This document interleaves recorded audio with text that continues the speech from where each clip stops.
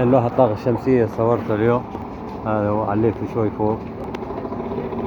طبعا قاعد نستفيد منه شحن البطارية وشحن هذا ذات ضوء صغير الليزرات. يعني ما تجينا الكهرباء شغلة ساعتين باليوم يعني. هذا هو المحل. هذا الشاب معي، هذا حمودي، وهذا زبوني. هذا شو اسمك انت؟ وسام. هذا وسام الأمور. حلقناه اليوم. هذا أول زبون نفتتح بيه المحل. هين طبعا صورت هذا العقارات. هذا مو صورت، لزقت هين بس تعباية فراغ، ولا مالي شغل بالعقارات. هاي شغل بالعقارات.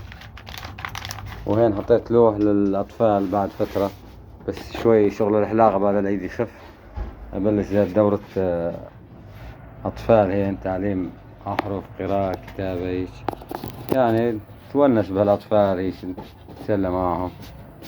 هذا هنا المحل ديكور نهائي. هذا طبعا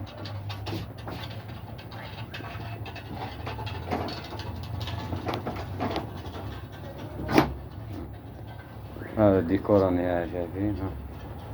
هاي المغسلة.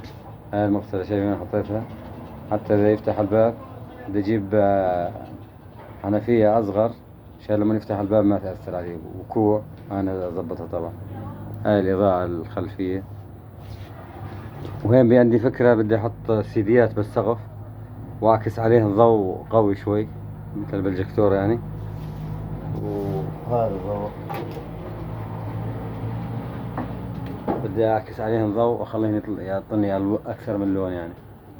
هاي هيك. يلا اعطونا رايكم بالتعليقات. هاي تنجيد نجدناها مع هاي البنات. هاي هذه كاملة. ظل عندي يعني شغلات بسيطة جدا يعني. يلا يعطيكم العافية، واستنوا فيديوهات قادمة. وطبعا والله أكثر شيء يعني المكلفة تظبيط الماكينات، خذيتها على مصلح. وهاي المروحة، إنه مقبلين على صيف والجو حار عندنا هنا. يلا يعطيكم العافية وجمهورنا، وما قصرتم والله، وأنا مقصر معاكم شوي. ولما بدي أسمعكم ذات إن شاء الله بالليل، إن شاء الله أسمعكم، ألفت موالي نسيت أسمعكم إياه.